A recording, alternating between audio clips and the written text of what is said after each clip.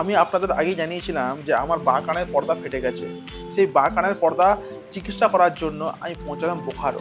সকালবেলা পুরুলিয়াতে বাস ধরলাম, বোকারোতে নামলাম নয়া মোড়ে, নিউ মার্কেটে।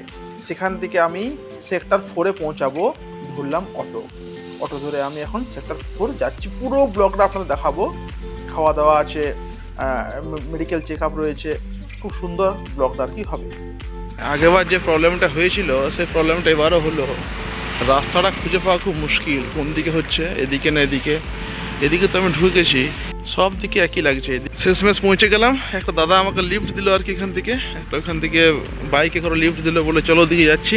তো ভালোই হলো। সামনে রয়েছে মা মেডিকেল হল, এখানে আমি এবারে কানে ডাক্তার দেখাবো। সো হ্যালো ফ্রেন্ড, আমি এসেছি আজকে বোকারোতে এসেছি আমি কান দেখাতে। আমার কানের আর কি পর্দাটা ফেটে গেছে।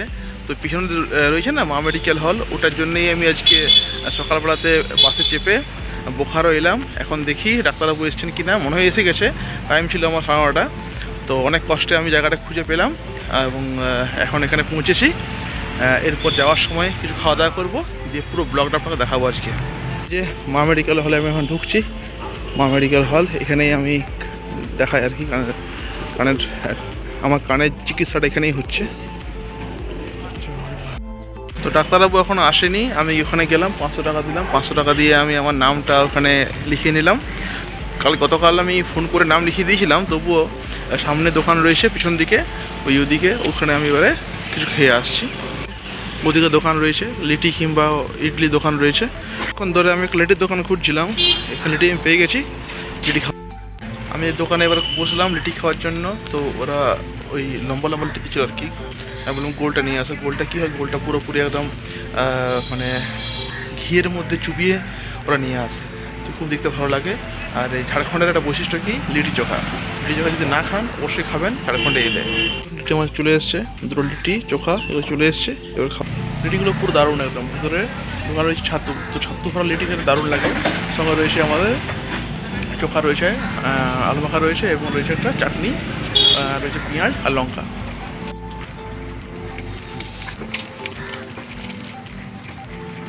এটা পুরো ছাতু দিয়ে তৈরি একদম।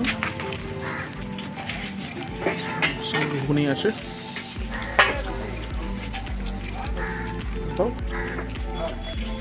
এটা হেভি গরম আছে, এটা কারণ গরম আছে, পুরো ধোঁয়া বার হচ্ছে একদম। আর এটার থেকে ঘুগনিও আছে, এটার ঘুগনির ঘন্টে ধোঁয়া বার হচ্ছে। খাওয়া দাওয়া হয়ে গেছে। খাওয়া দাওয়া হওয়ার পর আমি যাচ্ছি এবার আমাদের মা মেডিকেল হলে, দেখি ডাক্তারবাবু এসেছি কিনা। দুটো লিটি খাওয়ার ইচ্ছা ছিল, কিন্তু 4টা খেয়ে ফেললাম লোভে। যাচ্ছি এবারে মা মেডিকেল হলে। এই যে যাওয়া হচ্ছে এবারে, এই যে ওই যে লাস্টেরটা হলো আমার মেডিকেল হল।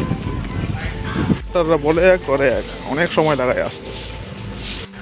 এখানে বসে আছি, এই যে এখানটা হলো মা মেডিকেল হল। ওখানে বসে ভাবছি যে কখন আমার সময় আর কি আসবে। যখন বসে আছি, একটু পরে ঢুকবো আর কি স্যারের কাছে দেখাতে কানটা। রুমটা রয়েছে স্যারের, এখানে স্যার ট্রিটমেন্ট করেন। তাহলে এখানে ওষুধ দিচ্ছি, ওষুধ দিয়েছে আমাকে ডাক্তারবাবু। ওষুধ নিয়ে এবারে ঘর যাব। তাহলে আমার এখানে ওষুধ নেওয়া হয়ে গেল। ওষুধ নেওয়ার পর আমি যাচ্ছি এবার বাড়ি, বাস ধরবো। বাস ধরতে গেলে আমাকে যেতে হবে নিউ মার্কেট আর নয়া মোড়, সেখানে গিয়ে বাস পাবো আমি। তো চলুন ব্লগটা এখানে শেষ করছি। প্রত্যেকে লাইক করবেন, ফলো করবেন, সাবস্ক্রাইব করবেন চ্যানেলগুলো, যদি ভালো লাগে তবেই আর কি। Thank you everyone.